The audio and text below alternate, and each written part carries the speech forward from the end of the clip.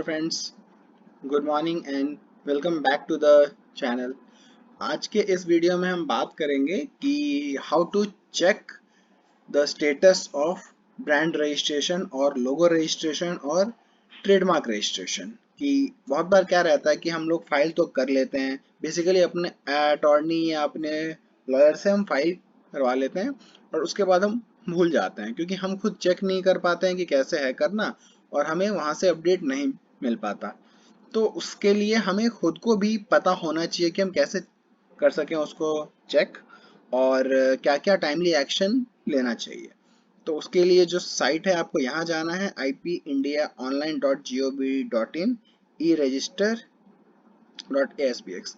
ये लिंक मैं साइट के इसी कमेंट बॉक्स के डिस्क्रिप्शन में वीडियो के में डाल दूंगा, आप वहाँ से कर लेना, नहीं तो आप यहाँ से भी कर सकते हो नोट। तो इस साइट पे जाके यहाँ देखिए है ट्रेडमार्क एप्लीकेशन रजिस्टर्ड मार्क। यहाँ जाके आपके पास होना चाहिए ट्रेडमार्क का एप्लीकेशन नंबर। अब अगर वो नहीं है तो भी वे आउट है।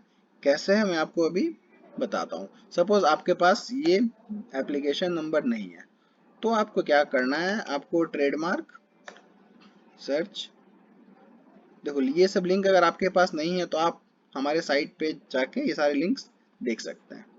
तो आपको यहाँ जाना है ट्रेडमार्क सर्च, आपको अपना नाम और एटलीस्ट क्लास पता होना चाहिए।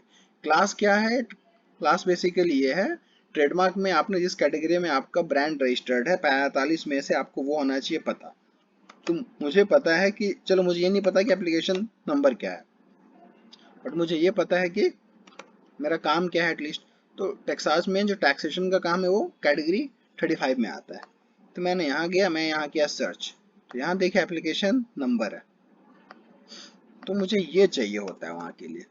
मैंने ये कर लिया, फिर ट्रेडमार्क एप्लीकेशन नंबर मुझे अब मिल गया। तो अब मैं यहाँ जाके इसको डालूंगा। ये तो क्या है, मुझे दिख भी नहीं रहा। 268 बड़ा ही वो है, एक सेकेंड। 478 853 आई गेस ये होना चाहिए। हाँ, अब ये आ गया। अब यहाँ देखिए ये हाइपर लिंक है, आप इस पर क्लिक कर सकते हैं। ये करते ही एक ये पेज खुल जाता है। अब यहाँ एज ऑन डेट ये हो गया 23 अगस्त, स्टेटस रजिस्टर्ड, मतलब ये फाइनल स्टेज पे है, इसका हो चुका है रजिस्ट्रेशन, इसमें कुछ नहीं करना है। बट आपके केस में हो सकता है यहाँ ऑब्जेक्टेड आए, हो सकता है आपका वेरिफिकेशन फेल्ड आए, हो सकता है आपका ऑब्जेक्शन एग्जामिनेशन रिपोर्ट हियरिंग आए, कुछ भी आ सकता है। क्योंकि एक बार जब हम एप्लीकेशन फाइल करते हैं ना, उसके बाद बहुत सारे स्टेप्स होते हैं। पहला स्टेप रहता है कि वो लोग एप्लीकेशन एक्सेप्ट करते हैं। उसके बाद का स्टेप रहता है कि वो आपका वेरीफाई करते हैं डॉक्यूमेंट्स। उसके बाद वो जर्नल में डालते हैं। उसके बाद वो 3 महीने करते हैं वेट की किसी और का ऑब्जेक्शन ना आए। उसके बाद एक सिस्टमैटिक इशू की वजह से या जेनरिक ऑब्जेक्शन के वजह से भी मिलाता है एक स्टेटस कि आपका वर्ड सेक्शन 11 या कुछ ऐसे में है आता, उसकी वजह से भी ऑब्जेक्शन मतलब है आता। तो वो भी हमें क्लैरिफिकेशन के लिए रिप्लाई फाइल करना पड़ता है। तो वो सारी चीज़ें हम यहाँ कॉरेस्पॉन्डेंस एंड नोटिसेस यहाँ देख सकते हैं। जैसे कि टेक्सास के केस में क्या हुआ कि एक बार में ही फाइल ये हो गया और इसमें और ये नाम ही ऐसा यूनिक है कि इसमें कभी कुछ नीड ही नहीं पड़ी। बट यूजुअली बहुत सारे केसेस में अलग अलग चीज़ें और ऑब्जेक्शंस भी हैं आते। तो मैं आपको वैसे एक का बताता हूँ, दिखाता हूँ किसी और का नाम, जिसके केस में आपको ऑब्जेक्शंस भी दिख जाएंगे, तो ऐसा कोई दिक्कत, so that you can have a better idea. Suppose बातूनी ले लूँ मैं,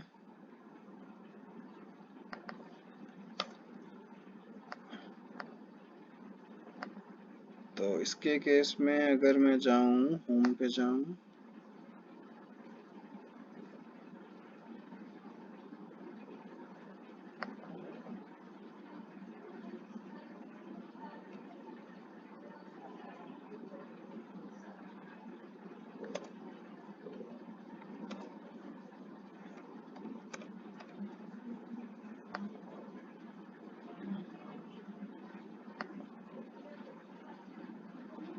देखिए तो इसकी सेकेंड स्टेज है एक्सेप्टेड एंड एडवर्टाइज। मतलब जब आपने पहले एप्लीकेशन डाला, वहाँ इंटरनली चेक हुआ, एक लीगल एक डॉक्यूमेंटेशन पार्ट में वो ठीक था, उसके बाद they have advertised it on their journal. Journal में एडवर्टाइज जब हो गया, उसके बाद 3 महीने की वेट पीरियड मतलब जाएगी।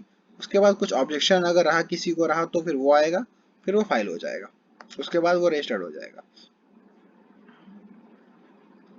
यहाँ देखिए, जब हमने फाइल करा था, फाइलिंग डेट इसकी कब की थी? फाइलिंग डेट इसकी थी 26 मार्च 2021, ठीक है।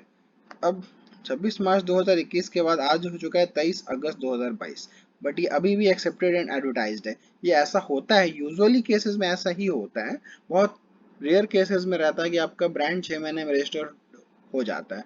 उसका कारण यह है कि नाम आपका ऐसा चाहिए, मतलब होना जो कि कम्प्लीटली यूनिक है, किसी से भी मिलता जुलता ना हो।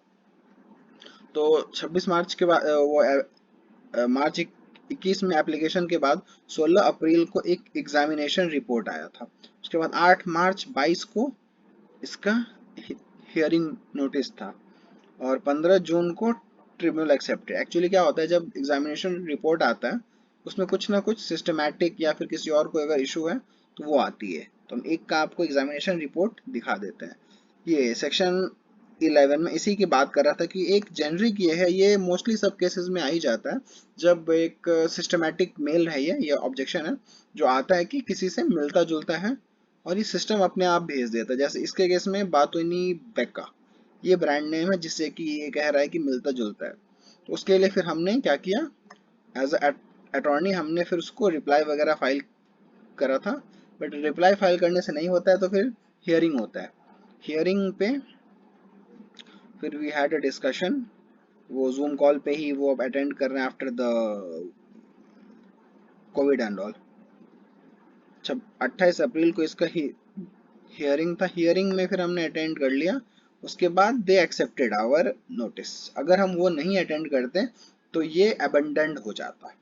अबेंडेंड मतलब कि फिर वो एप्लीकेशन इसको आगे फॉरवर्ड नहीं करते और आपका ये पूरा पैसा वेस्ट हो जाता है। तो ये सारी चीज़ें बहुत बार क्या रहता है कि आपको भी पता होना चाहिए। हो सकता है आपका अटॉर्नी है वो किसी भी कारण से, मे बी बहुत बार क्या होता है कि लोग कम फीस के चक्कर में, सिर्फ एप्लीकेशन फीस लोग कहते हैं कि 5,500 या 5,000 में कर देते हैं फाइल, तो लोग वहाँ है जाते, वो ये नहीं देख रहे कि 5,500 में वो क्या ऑफर कर रहा है। वो सिर्फ आपकी एप्लीकेशन फीस फाइल कर रहा है वहाँ पे, उसके बाद वो आपका मतलब हेड एक है। तो अगर आप ये कर रहे हैं तो आपको फिर खुद यहाँ फॉलो अप करते रहना पड़ेगा, नहीं तो फिर आप हमसे फाइल करवा सकते हैं। We do charge a bit more than those so-called attorneys, but yeah, we take full responsibilities कि we get it registered until the mark is registered in your name, we follow up till then। तो यहाँ correspondence है, यहाँ notice है, जो आपको ये ध्यान रखना है।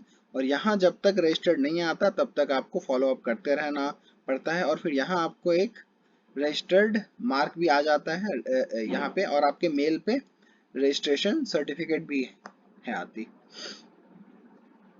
और ये पीआर डिटेल्स यहाँ पे कुछ ऐसा मतलब है नहीं।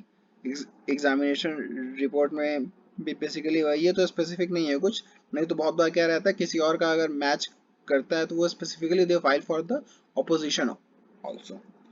तो ये बेसिकली था to how to check the trademark status, क्योंकि ट्रेडमार्क एक बहुत बड़ी चीज है। आप जिस नाम पे इतने साल काम करते हो, मेहनत करते हो, आप ये नहीं चाहोगे कि छोटी सी गलती की वजह से आपको कल वो नाम बंद करना पड़े, यूज ना करना पड़े। That may cause a lot of loss in terms of money and reputation also. So I hope आपको आज का ये वीडियो अच्छा लगा हो।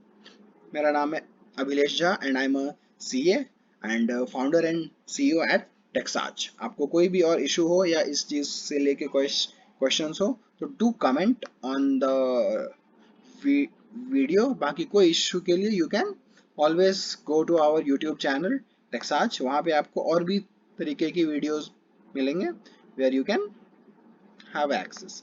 Thank you so much.